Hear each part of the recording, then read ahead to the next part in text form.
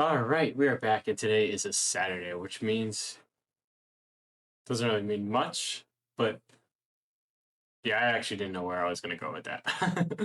All right, let's get right into it. Let's take a step back from binary search so I can let it marinate a little bit. I think that's not a bad idea, and let's go back to game theory. I really enjoyed the last game theory question, so I think. Oh, I forgot there weren't a lot of easy game theory questions. Future Jasper here. I absolutely adored this question today. I think it is just amazing how game theory sometimes works, but also just the way I dabbled around the solution. And I think today's video is going to be a really interesting one. So I hope you guys enjoy watching me. Definitely struggle. Today was a struggle kind of day, but it was also a medium question kind of day. So, yes, I hope you guys enjoy watching. You're given the string. Alice and Bob will take turns playing the game where Alice starts first. Alice has to remove any non-empty substring that contains an odd number of vowels. On Bob's turn, he has to remove any non-empty substrings S that contain E. All right, if you were confused while I was reading that, you are not alone. I was super confused originally when I first was reading this. All this means is Bob or Alice gets even or odd numbers of vowels, and then you go to the most amount of vowels you have, and then you basically cut off everything that comes before it, and you keep going until you are the person to remove the last bit, because then the next person can't remove anything, and so intrinsically, by definition, they lose. Odd numbers of vowels. Boring! Sorry guys, I've caught like a little bit of a cold. So while s is greater than the length of 0, right? We want to stay in it, because if it's 0, that means we're out and we lose. We can keep track of the turn, maybe? I don't. So here's a big mistake I make for game theory is before you start writing code, it is way more important that you realize the pattern. I don't know if this is a general thing about game theory, but I've seemed to notice that there's always a pattern that you're trying to achieve with your code instead of kind of going all willy-nilly with it, which is what I'm doing right here. What is he doing? He's beginning to believe. We can say turn equals 0.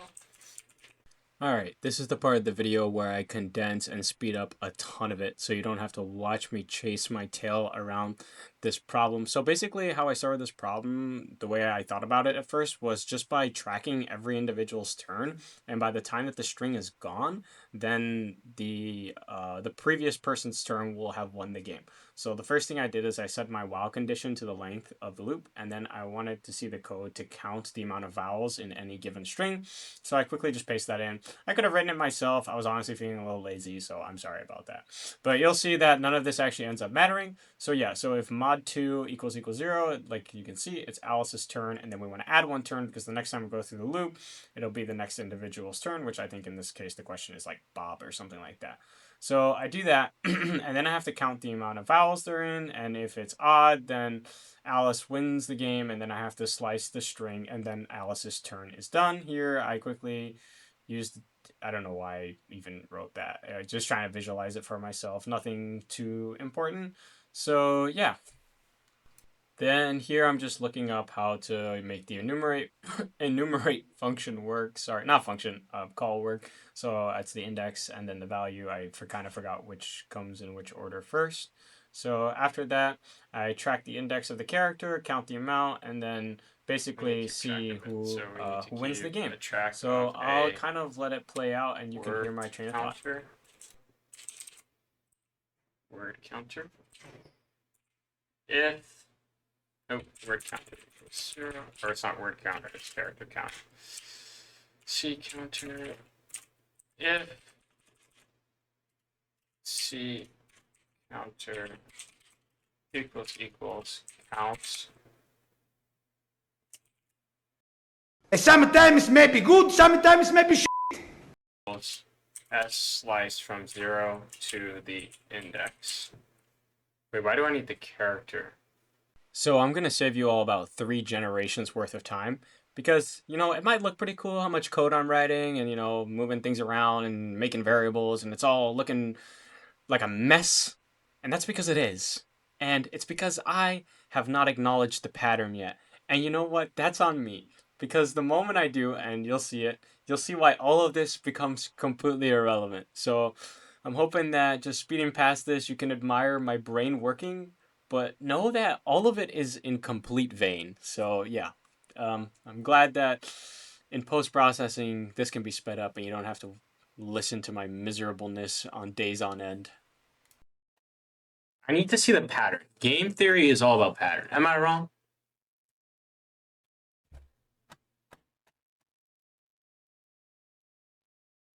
She won. There's one.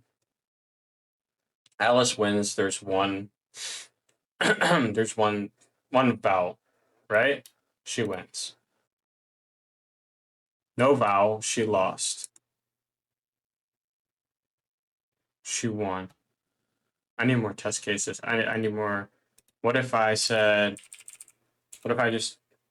Wait. She always loses if there's no vowels. What if there's? Oh, that's not a vowel. Okay. What about now?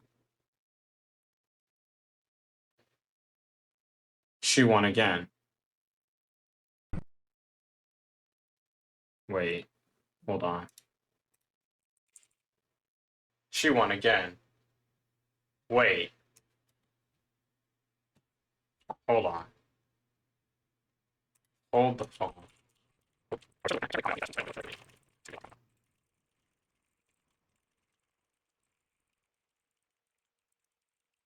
Wait.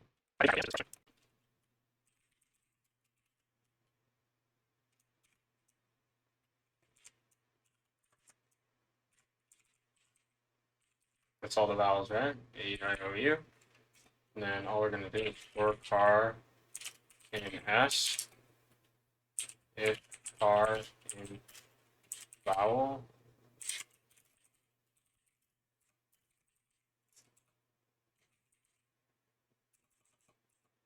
Anything else? And if there's never.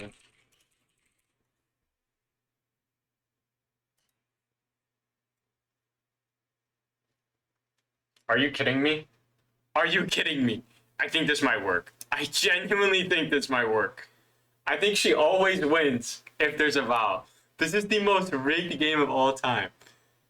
What is this?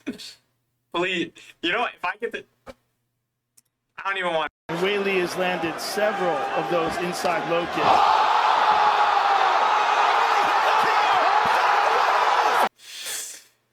Damn it! Oh, what am I doing? What am I doing?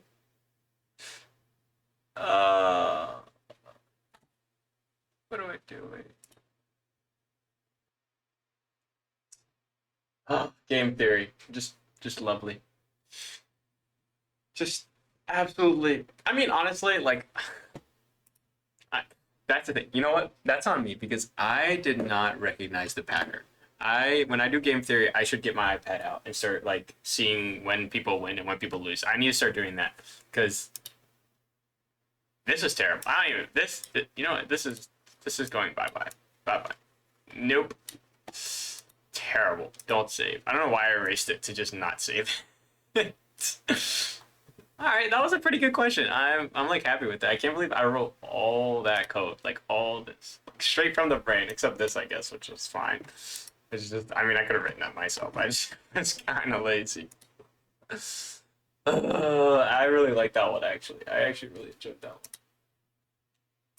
Add it to my favorites. Into one. Why didn't I just?